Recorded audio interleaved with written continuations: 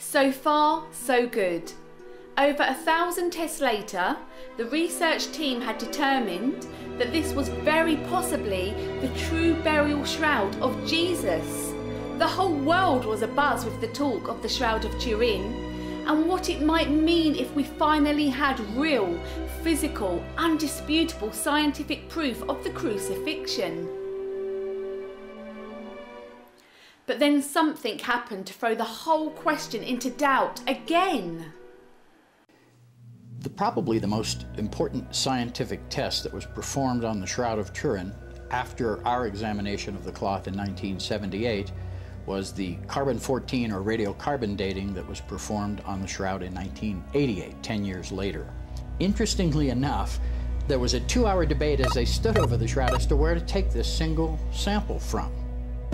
And ultimately, it was decided to take it from a corner of the shroud, far away from the image and the other bloodstains and things on the shroud, but not far from a water stain and a scorch, but down in this corner, right next to an existing seam, so it would appear that this was authentic Shroud of Turin. Although in our photographs of 1978, even the regular white light photographs, there was a different color in that area, but we weren't really that concerned about that part of the shroud since we weren't thinking about radiocarbon dating in 78. So we didn't pay much attention to that corner. In 88, that's the corner they sampled from. They took a piece, they cut it into thirds, and each was distributed to the 3 laboratories that remained involved in the testing.